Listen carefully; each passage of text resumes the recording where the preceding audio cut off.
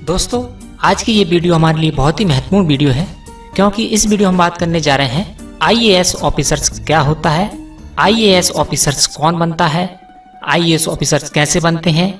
इस वीडियो हम बात करेंगे आईएएस ऑफिसर्स बनने की पूरी जानकारी के बारे में। दोस्तों, साथ में इस वीडियो में हम कवर करेंगे आईएएस ऑफिसर्स कैसे बनते हैं, यूपीएससी के लिए कितने अटेम्प्ट मिलते हैं, यूपीएससी एग्जाम पैटर्न और स्टेजेस के बारे में, आईएएस ट्रेनिंग पीरियड के बारे में, और सबसे लास्ट में बात करेंगे आईएएस की सैलरी और सुविधाओं के बारे में। तो चलिए स्टार्ट करते हैं आईएएस ऑफिसर्स की यह वीडियो।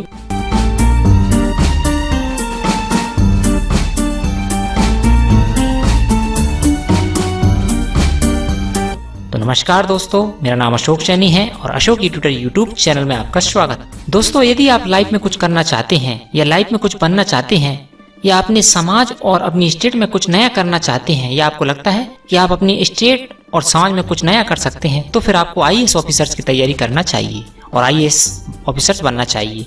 दोस्तों, ये हम सभी जानते हैं कि आईएएस ऑफिसर्स बनना सभी के बस की बात नहीं होती है, और ये भी सच है कि हम सभी लोग आईएएस ऑफिसर जैसी जॉब के लिए सपने तो देखते हैं, लेकिन कुछ ही लोगों के सपने पूरे होते हैं। दोस्तों, लेकिन आपको ये भी नहीं भूलना चाहिए कि आईएएस ऑफिसर्स बनने के लिए कोई व्यक्ति किसी अन्य दुनिया से नहीं आता है। आईएएस भी हम में से ही बनता है, वह भी एक आम इंसान ही होता है। तो फिर हम क्यों नहीं बन सकते, जरा सोचिए दोस्तों इस बारे में। तो दोस्तों, बात को ज्यादा आगे ना बढ़ाते हुए हम अपने मेन टॉपिक पर आते हैं कि आईएएस ऑफिसर्स के बारे में हम जानना चाह रहे हैं इस वीडियो में। तो सबसे पहले हम जान लेते हैं आईएएस ऑफिसर्स क्या होता है, full form of IAS officers. दोस्तों, आईएएस का फुल फॉर्म होता है इंडियन एडमिनिस्ट्रेटिव सर्विसेज। आईएएस का जो एग्जाम होता है वो यूपीएससी कंडक्ट कराता है। आईएएस ही कलेक्टर, कमिश्नर, पब्लिक सेक्टर का head, chief secretary, cabinet secretary बनता है। इंडिया में यूपीएससी का एग्जाम जो कि सिविल सर्विस के लिए होता है सबसे टफ माना जाता है। तो दोस्तों, अब बात करते हैं आईएएस ऑफिसर्स कैसे बने। इसके अंदर सबसे पहले हम जान लेते हैं how to become IAS officers, step by step जानकारी। तो दोस्तों, इसके लिए जानते हैं सबसे पहले क्वालिफिकेशन क्या होना चाहिए आईएएस ऑफिसर्स बनने के लिए। तो दोस्तों, आईएएस ऑफिसर बनने के लिए यूपीएससी एग्जाम में बैठना पड़ता है और यूपीएससी एग्जाम जो है क्लियर करना पड़ता है। उसके लिए मिनिमम जो क्वालिफिकेशन होती है वो है ग्रेजुएशन, और यह ग्रेजुएशन आप किसी भी स्ट्रीम में पास होना चाहिए, वो भी किसी भी इंडियन रिकॉग्नाइज्ड यूनिवर्सिटी से। कहने का मतलब किसी भी इंडिया की अप्रूव्ड जो यूनिवर्सिटी रहती है उससे आपको ग्रेजुएशन होना चाहिए।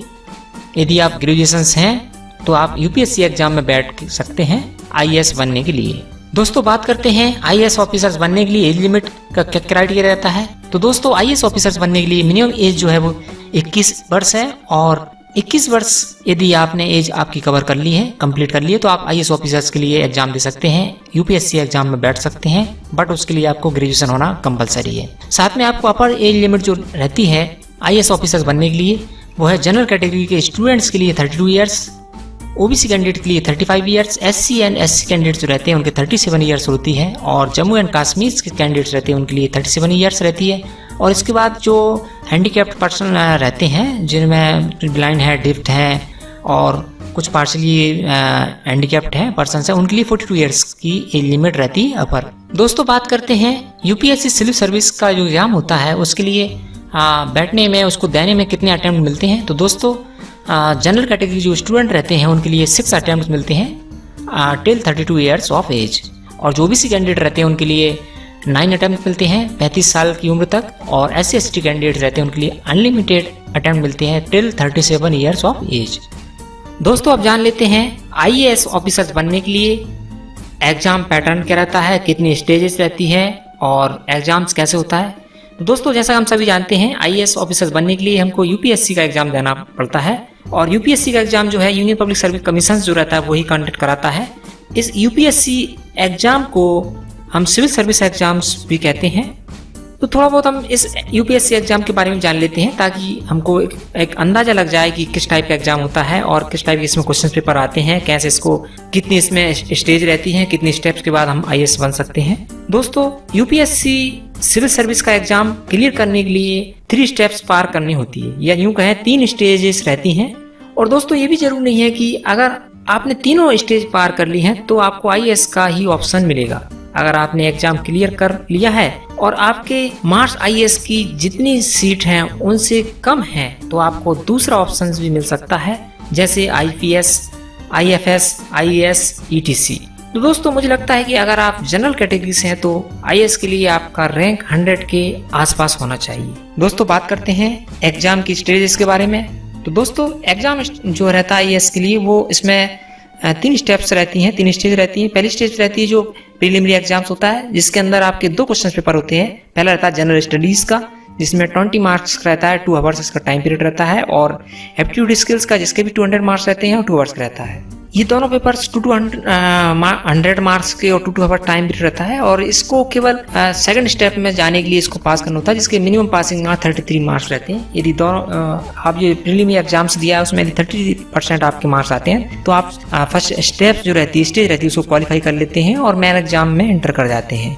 और दोस्तों मेन एग्जाम में जो रहता है आपका, उसमें भी आपके 9 पेपर होते हैं। 9 पेपर में फर्स्ट पेपर आपका होता है को जो लैंग्वेज चूज करना पड़ता है वो 300 मार्क्स रहता है। इंग्लिश का रहता है 300 मार्क्स का, एक ऐसे रहता है निबंध लेखन होता है इसमें 200 मार्क्स का। और इसके बाद 4, 5, 6 4 पेपर रहते हैं जनरल नॉलेज से रिलेटेड, जो कि 250 के ईच पेपर होता है, मतलब 1000 मार्क्स का। ये 4, 5, 6, 7 4 पेपर होते हैं, और 8 और 9 रहते हैं वो ऑप्शनल सब्जेक्ट रहते हैं जो आपको ऑप्शनल में आप सेलेक्ट करते हैं। तो ये दोनों 500 मार्क्स रहते हैं। तो टोटल आपके मार्क्स यहाँ हो जाते हैं 1750। ठीक है, इस 1750 मार्क्स में ही आपका पूरा डिपेंड करता है कि आप कितना रैंक करते हैं आईएएस ऑफिसर बनने के लिए। और दोस्तों जब सेकंड एग्जाम जो रहता है, मेन एग्जाम जिसको बोलते हैं, इसको आप क्लियर कर लेते हैं वो भी एक रैंक के हिसाब से, तो फिर आपको इंटरव्यू के लिए इन्वाइट किया जाएगा। और इंटरव्यू के लिए टोटल 275 मार्क्स होते हैं, जिसमें आपका इंटरव्यू में फैमिली बैकग्राउंड पूछा जाता है, करंट अफेयर्स क्या है आपके पास उसका नॉलेज चाहिए वो भी पूछा जाता है, और क्वेश्चन अराउंड द वर्ल्ड कहीं से भी आप क्वेश्चन पूछ सकते हैं। इसको आप जब क्वालिफाई कर लेते हैं इंटरव्यू को भी, तो फिर आपको एक मेरिट लिस्ट में आना होगा। इसके लिए इंटरव्यू के बाद एक मेरिट लिस्ट तैयार की जाती है, जिसमें मेंस और इंटरव्यू के नंबर्स मिलाकर लिस्ट बनाई जाती है। अगर आपका सपना आईएएस ऑफिसर बनने का है तो आपको फिर कम से कम 100 की रैंक के अंदर अपना नाम आना चाहिए। और ये 100 मार्क्स की रैंक ये भी कोई फिक्स नहीं है। यदि आप इस रैंक में अंदर आ जाते हैं तो फिर आपका आईएएस बनने का सपना आपका पूरा होने के चांसेस पूरे हो जाते हैं। बात कर लेते हैं दोस्तों, जब आप ये तीनों स्टेज क्लियर कर लेते हैं तो फिर जो आईएएस ऑफिसर रहता है उसको ट्रेनिंग पीरियड के लिए भेजा जाता है। और ट्रेनिंग पीरियड में 4 फेजेस होते हैं। पहला फेज होता है फाउंडेशन कोर्स, जो कि 3 महीने का चलता है। दोस्तों इस पीरियड में आपको आईपीएस और आईएफएस ऑफिसर्स के साथ 3 मंथ तक LVSNA Lal Bahadur Shastri national academy of administration गुजारना होता है। यहाँ आपको लॉ से लेकर एडमिनिस्ट्रेशन की पूरी जानकारी दी जाती है। फाउंडेशन कोर्स में स्पोर्ट्स, कल्चर एक्टिविटी इत्यादि भी होती रहती है। सेकेंड फेज आपका रहता है भारत दर्शन। दोस्तों फाउंडेशन कोर्स कंप्लीट करने के बाद आपको भारत दर्शन के लिए ऑल ओवर इंडिया में डिफरेंट स्टेट्स में आपको घुमाने के लिए ले जाया जाता है, और अलग अलग राज्यों में आपको घूमने का मौका मिलता है। साथ ही इस पीरियड में आपको इंडिया की कई सारी मिनिस्ट्रीज और ग्रुप्स और पीपल से मिलने का मौका भी मिलता है। दोस्तों इसके बाद आपका आता है थर्ड फेज। इस फेज में भारत दर्शन कंप्लीट होने के बाद आपको फिर से LVSNA Lal Bahadur Shastri national academy of administration में ले जाया जाता है। यहाँ पर आपको जॉब से जुड़ी जानकारी दी जाती है। इस पीरियड में horse riding, cooking, cricket, football जैसे प्रोग्राम भी होते रहते हैं। और फोर्थ फेज जो रहता है ट्रेनिंग पीरियड का, वो रहता है दोस्तों इंट्रोडक्शन। और जब आप ये तीनों फेज कंप्लीट कर लेते हैं, इसके बाद टाइम आता है ज्वाइनिंग का। इस पीरियड में राष्ट्रपति भवन का भी टूर होता है, और फिर माननीय राष्ट्रपति जी सबको ज्वाइनिंग लेटर देते हैं।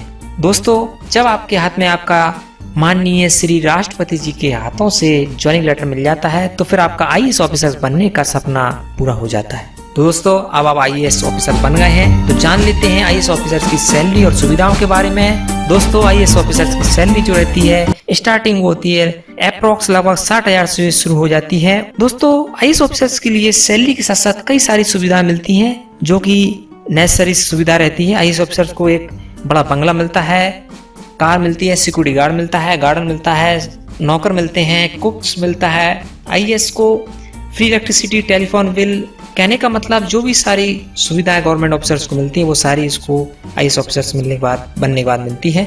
आईएएस ऑफिसर की सिक्योरिटी जो रहती है वो भी प्राइवेट जॉब से कई हजार गुना अच्छी होती है।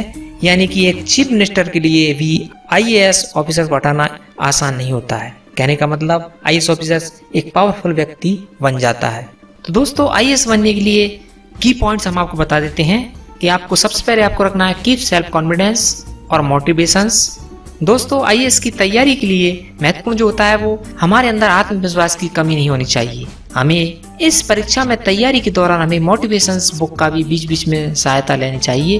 बिना सेल्फ कॉन्फिडेंस के यह परीक्षा पास करना संभव नहीं होता है, इसलिए आत्मविश्वास कभी भी कम नहीं होने देना चाहिए। अपने घर वालों, अच्छे दोस्तों या किसी अध्यापक की भी सहायता मोटिवेट होने के लिए आप ले सकते हैं और आईएएस ऑफिसर बनने के लिए इस यूपीएससी एग्जाम की तैयारी करके आईएएस ऑफिसर बनने का प्रयास कर सकते हैं, आईएएस ऑफिसर बन सकते हैं। दोस्तों इस वीडियो में इतना ही। तो दोस्तों उम्मीद करते हैं आईएएस बनने की इस वीडियो की जानकारी आपको अच्छी लगेगी। तो दोस्तों ये थी हमारी एक वीडियो जिसमें हमने आपको आईएएस बनने की पूरी जानकारी देने का प्रयास किया, वो भी एक समरी के रूप में। उम्मीद करते हैं आपको आईएएस बनने की ये वीडियो में एक ओवरव्यू, आईएएस बनने की ओवरव्यू मिल गया होगा कि किस तरीके से आईएएस ऑफिसर होता है, बनता है, क्या क्या उसकी स्टेप्स रहती हैं, क्या क्या करना पड़ता है, कौन सा एग्जाम देना पड़ता है, कितनी स्टेप्स रहती हैं और कौन कौन से पेपर्स होते हैं, ये हमने सारा आपको इस वीडियो में देने का प्रयास किया।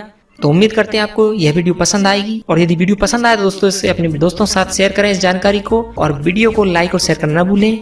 और इसी प्रकार की अगली वीडियो की जानकारी लिए आप हमारे अशोक यूट्यूब चैनल को सब्सक्राइब कर लें ताकि आगे आने वाली वीडियोस की जानकारी आप तक पहुंच सके।